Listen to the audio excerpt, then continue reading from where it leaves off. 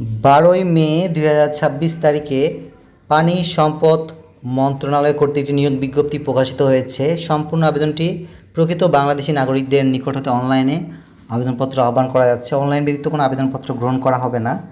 60 মুদ্রাক্ষরিক computer operator পদে grade 13তম, যেখানে বেতন স্কেল হচ্ছে 11,000 থেকে 26,590, পদের সংখ্যা 10টি এবং যোগ্যতা কোনো স্বীকৃত বিশ্ববিদ্যালয় হতে স্নাতক বা সমমানের ডিগ্রি থাকতে হবে। কম্পিউটার প্রশিক্ষণপ্রাপ্ত থাকতে হবে।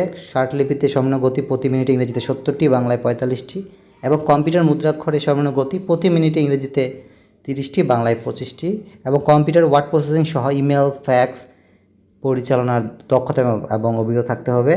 কম্পিউটার অপারেটর পদে 13তম গ্রেড, যেখানে বেতন স্কেল হচ্ছে 11,000 থেকে 26,590 এবং পদের সংখ্যা 2টি। যোগ্যতা কোনো স্বীকৃত বিশ্ববিদ্যালয় হতে বিজ্ঞান বিভাগে স্নাতক বা সমানের ডিগ্রি থাকতে হবে। কম্পিউটার মুদ্রাক্ষরে প্রতি মিনিটে বাংলায় 25টি শব্দ এবং ইংরেজিতে 30টি শব্দের গতি সহ থাকতে হবে এবং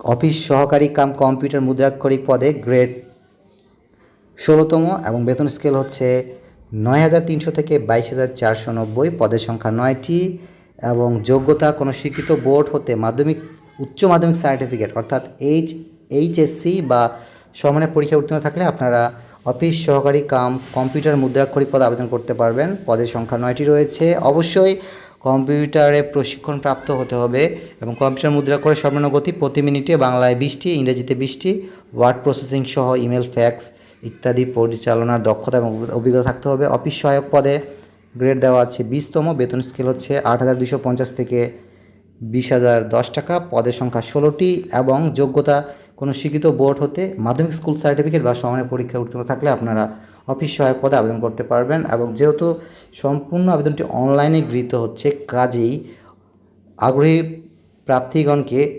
MOWR.teletalk.com.bd ওয়েবসাইটে গিয়ে আবেদনপত্র পূরণ করতে আহ্বান করা যাচ্ছে এবং সময়সীমা আবেদনপত্র পূরণ এবং পরীক্ষার ফি জমা দানের শুরুর তারিখ 19 মে 2026 সকাল 10টা এবং অনলাইন আবেদনপত্র জমা দানের শেষ তারিখ এবং সময় হচ্ছে 8ই জুন বিকেল 5টা।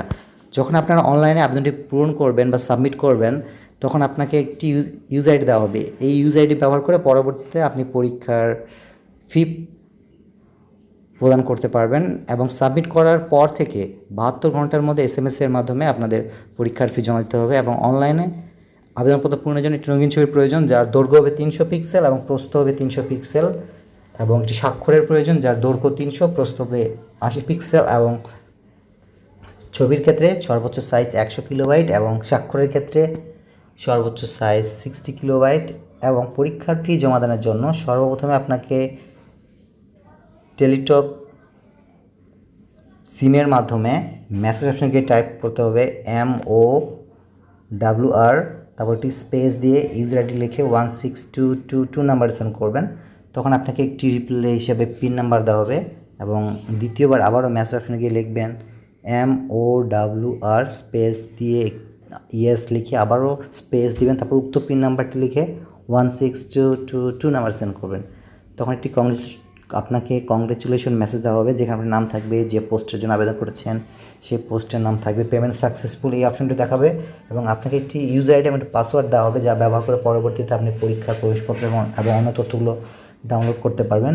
এবং এই নিয়োগ বিজ্ঞপ্তি সম্পর্কে যদি আপনারা আরও বিস্তারিত তথ্য জানতে চান, তবে অবশ্যই ভিজিট করবেন MOWR.gov.bd ওয়েবসাইটে। এই ওয়েবসাইটে গিয়ে আপনারা এই নিয়োগ বিজ্ঞপ্তি সম্পর্কে আরও বিস্তারিত তথ্য জানতে পারবেন এবং আপনাদের প্রবেশপত্র এখান থেকে ডাউনলোড করতে পারবেন। এবং যদি আপনারা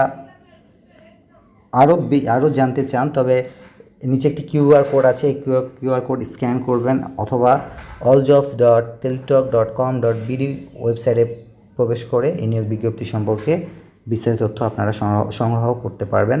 সুতরাং আপনাদের সকলের জন্য অনেক শুভকামনা থাকলো। আপনারা যত ইচ্ছুক অনলাইনে আবেদনটি পূরণ করতে পারেন এবং এই ভিডিওটি বেশি করে শেয়ার করবেন, যাতে করে অন্যরাও এই নিয়োগ সম্পর্কে জানতে পারে।